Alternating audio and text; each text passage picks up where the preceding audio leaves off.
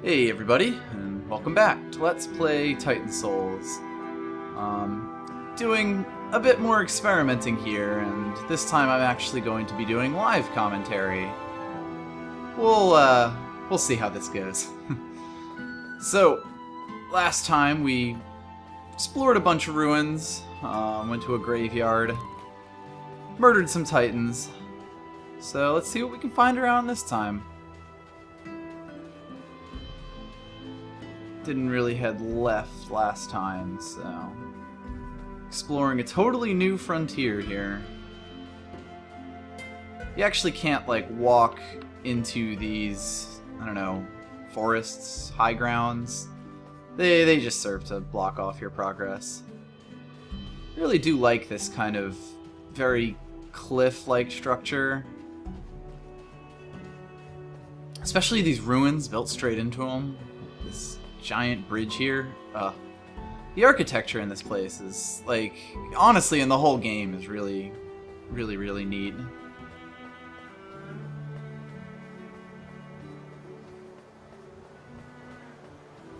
And our hero walked.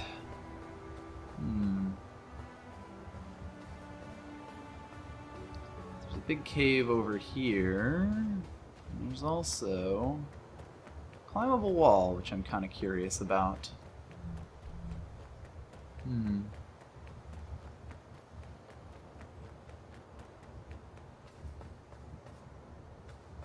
Alright, looks like we're doing more of that invisible path stuff.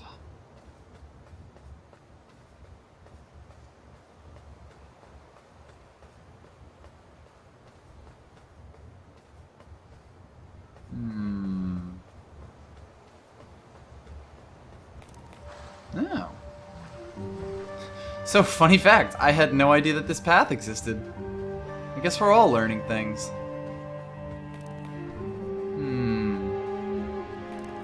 Out on a hill, and we're actually back where we started. Wow, this world's even more connected than I realized. That is kind of the thing about it, though. There's so many little details like that. So there's more up this way, but I was actually planning on showing off the area down around here, so let's head back. Never noticed this before. Alright. Big cave, though. I've noticed that.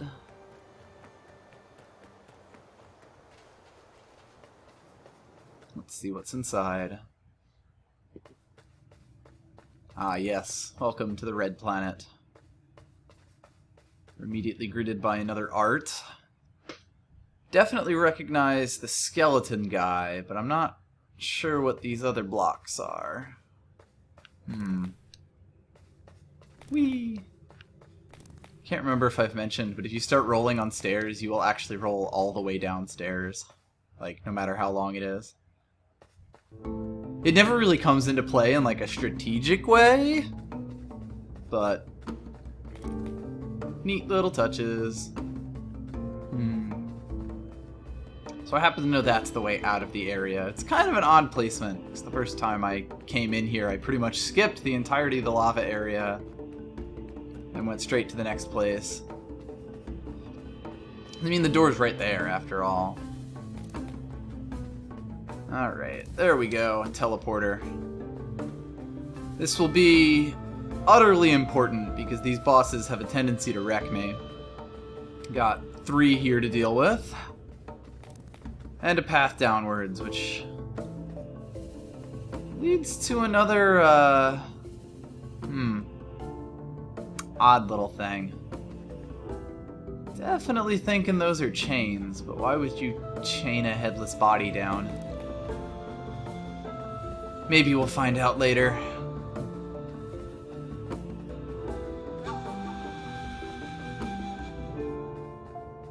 The Lake of Lava is a nice touch. It's surprisingly close to that verdant meadow, but I don't question such things. Well, I think we know what's coming now.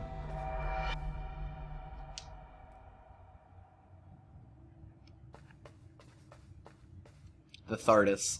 The lava Thardus? The rock guy. Well, let's get this started. Ah! Yes. Somehow this seems familiar.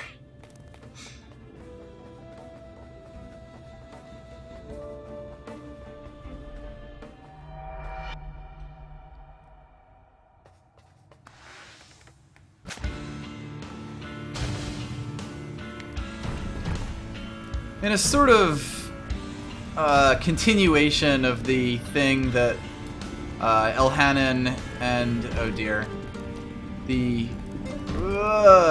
brain did. Damn it. In a continuation, this sort of has the, you know, very quick come straight at you, but it also has the you sort of have to know exactly when he's gonna come, because he will just zip right to wherever you are right after he jumps. So you really have to see it coming. The strategy for this boss is simple enough. Try to kite it into showing your eye. If you get stuck in the flames, you can put them out, because they will kill you! I got a little run over there. Being able to move perpendicularly to his motion is a very important aspect of this. It's motion. It's an eye in a rock. Worth noting, there is a quick kill where you can just shoot at him. Oh, god damn it. I hardly count that because an AVG warning just came up on my computer and stole away the focus so that my controller just stopped working. Yeah, I guess I'm gonna have to keep that in now. Oh dear. So yeah, as I was saying, there is a quick kill where you just stare him down and shoot at just the right time when he's rolling at you. We're not doing it because I'm not that brave.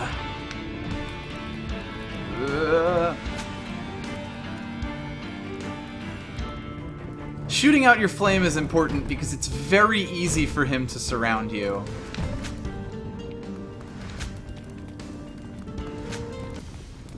Ow, damn it. Of course, your arrow has to be moving fast enough. The best trick I've found for this boss is really just getting him to roll in a way that exposes his eye for long enough. I'm not really good enough at that kind of trigonometry to see how an eye would, or like how a specific spot on a ball would roll.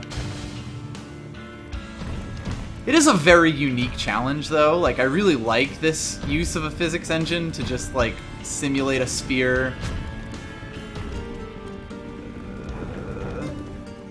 Don't like this very much. Like, there probably would have been a pretty good chance to shoot him, but kind of focused on surviving at this point. Ugh. The arena is big enough that you can usually get away from him. Usually. I was kind of hoping he would roll there properly.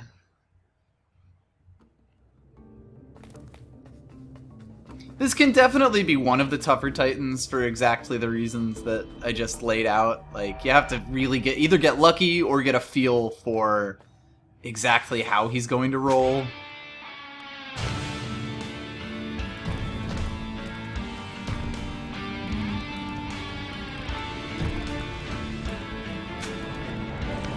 Like, I could have hit him there, but my aim was off.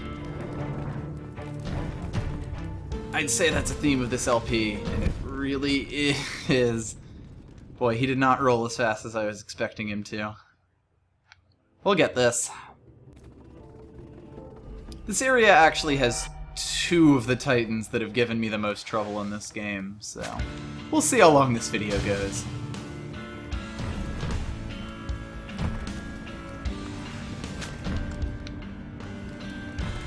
Didn't quite.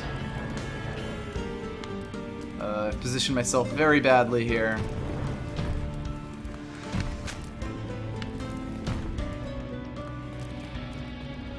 The one kind of saving grace for fighting this guy is that he really does not turn very well. Come on. Yes! Got him. I guess this will also get my very raw reactions to actually beating these things. This is really the place where the game shines so much. When you finally, like, realize, okay, this is my moment, catch that perfect shot, and just, everything about it is satisfying. I know that someone said they really don't like the effect, like of you sucking in the soul, and I mean, yeah, it is kind of, like, weird, but it's also, like, it also is just such a release to finally hear that. Like, the music stops, your heart is racing, everything about it is, like, it feels suitably grand, I guess. Alright, that's one down. Not too bad. Now, there's one above us and one to the right. At first, I kind of thought that path that I had mentioned up there would be it, but, not quite. So, given that it would be really easy to hide something behind a giant lake, or a giant waterfall of magma, I think we found our second one. Suitably, it is also made of magma. Or I guess, is this magma and the stuff outside is lava? Well. Alright.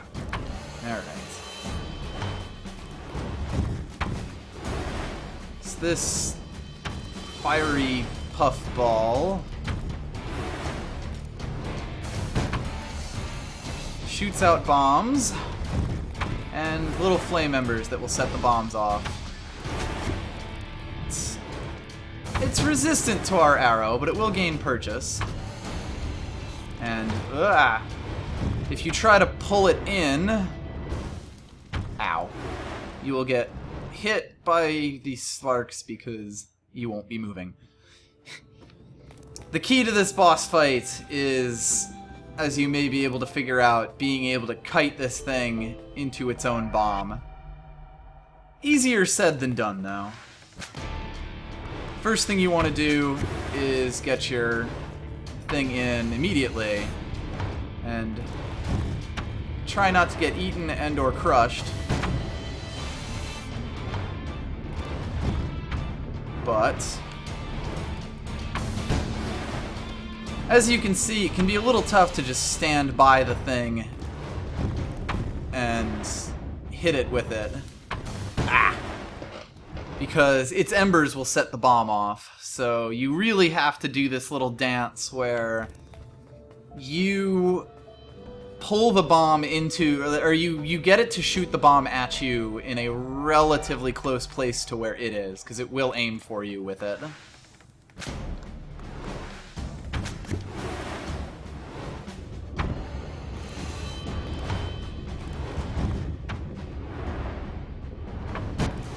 And then you also have to not die when it explodes. This is a fight that will go by very quickly because you'll either be able to kite it into a bomb or you will get burned to a crisp. Very quick boss fights. Which is good because it means I can get in a lot of attempts and fail a bunch.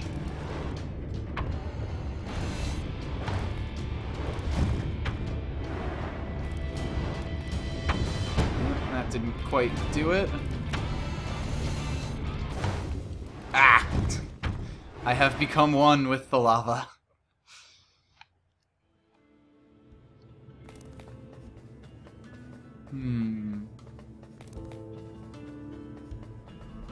So something that might be a little tough to catch is that the Titan for these things... ouch. The Titan for these things in this area is actually very, very similar. And perhaps there's a reason for that. The walkbacks here are all pretty short. Which I have to think is deliberate because these bosses fairly self-explanatory, but fairly difficult mechanically. Worth noting, you can actually get this thing's bomb to hit it. Ugh. Yeah, I put myself in a really bad position there. You kind of want to... I think I'm being a little too aggressive with my pulls here. You really want to get yourself to a safe place and slowly kite it rather than directly.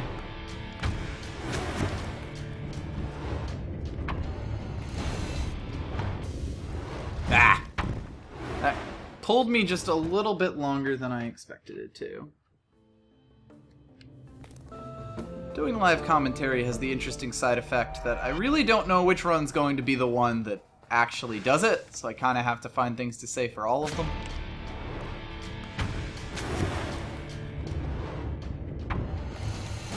Alright, let's be a bit more cautious about all of this. Yeah, there we go.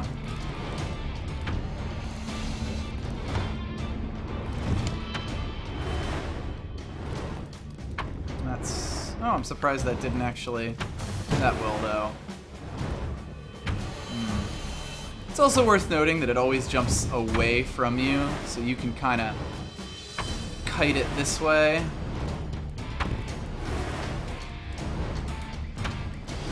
Of course, it also will attempt to avoid the rock. It's not really dumb. Ah! Which is, of course, why putting the rock in the center is probably a decent strategy. So let's actually try not pulling it in until we get a rock placed. So you can see it kind of had a lot of space there.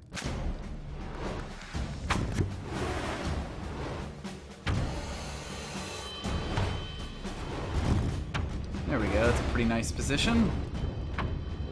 Get over here. You gotta be quick, though, because it will reform very, very quickly. Whew!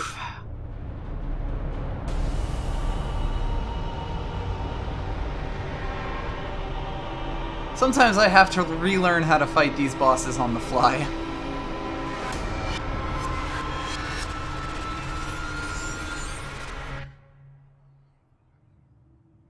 And now all the embers have burned away, and we're just left with a rather strange crystal. Another dead and lifeless husk. But that's 2 down.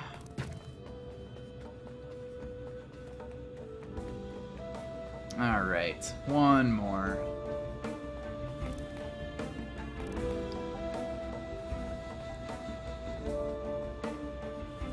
And considering this is the only real path to take, I think we found our Titan. Just out in the open. Oh dear. Got a bad feeling about this. Ah!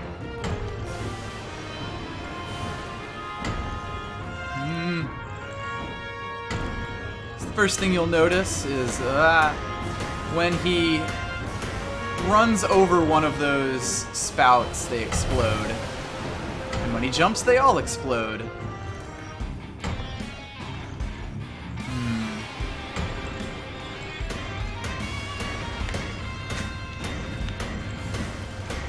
A second thing that you will notice, and that is extremely important to this fight, is that the spiky balls are the only thing that actually hurt you. His face will not.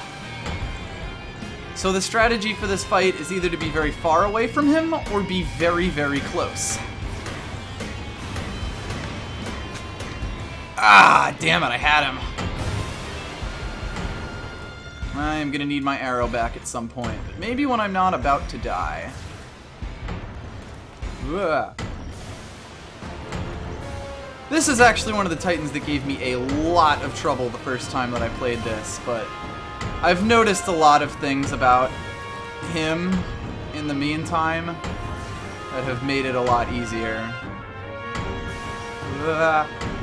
In the very least, I'm not dying nearly as much as I usually do.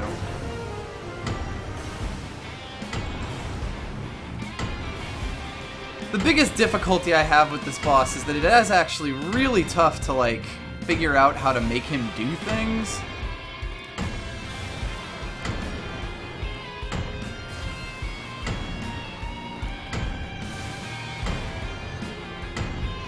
Ah!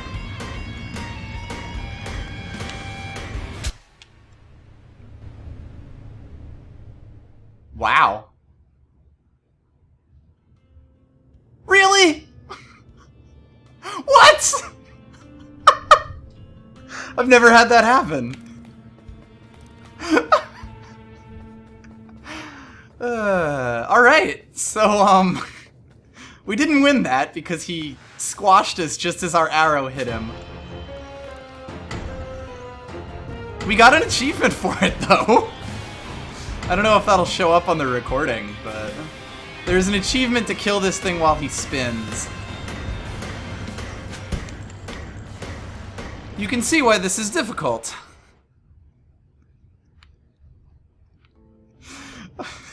God, I hope this doesn't take me 20 more tries now. I've found that it actually helps a lot to just get right up in his grill. He isn't a fan of that.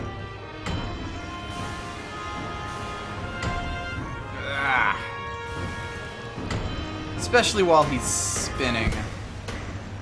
Because you'll notice that the balls actually raise up and go down. Still, I think my best strategy may have just been the get him to spin and then just get just barely far enough away. God, I can't believe I did that. Killed him and died. Usually that's not supposed to happen. Like, bosses become utterly non-lethal.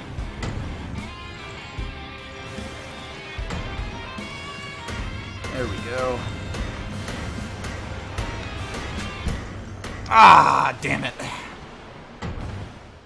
It's all about Toyman.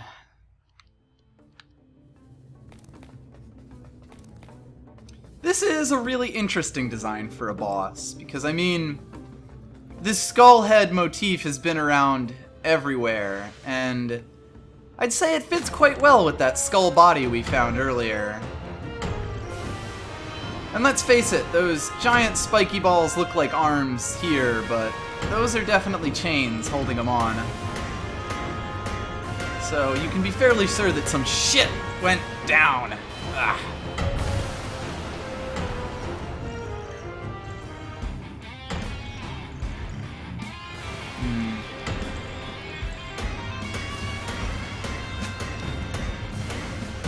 Well, you know me on the diagonal.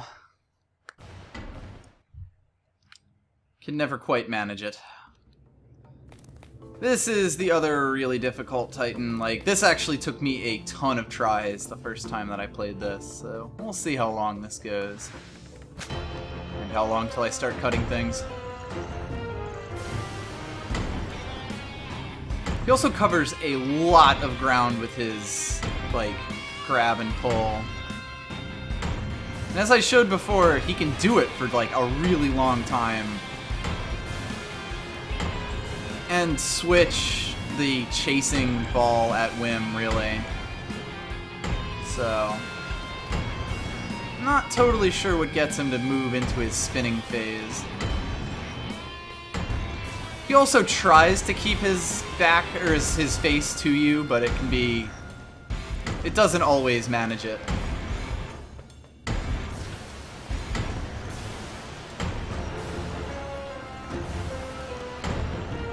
Yeesh, thought he was going to do it there. Oh, there we go. I missed me chance. It's a very tough fight, because, I mean, if you're going to do it while he's spinning, he has it's a very short window.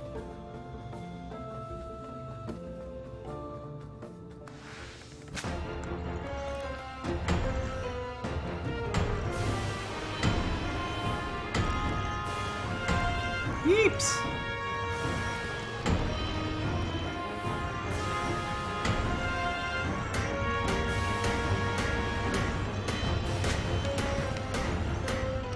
Ugh. Just wasn't close enough there. Ah! You also, if you were not running, those things will crush you. Ah, damn it.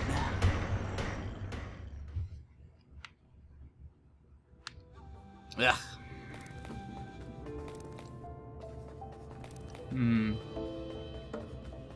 Plot and strategies in the salty run back.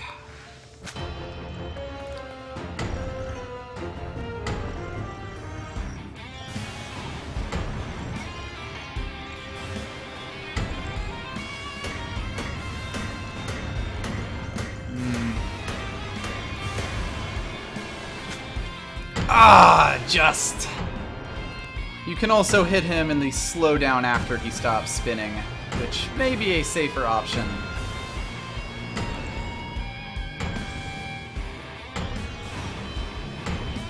Always remember to keep an eye on where his body has slid over, because that's what causes the eruptions.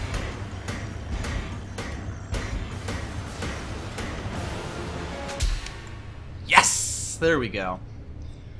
So, in retrospect, it was definitely a good idea to try to stay as close to the balls as possible, but not actually, you know, like just outside of them, so that I could run behind him when he slowed down just before he jumped. I actually was thinking a lot of these things in other episodes, but now you get a chance to see it as I think it. A nice touch.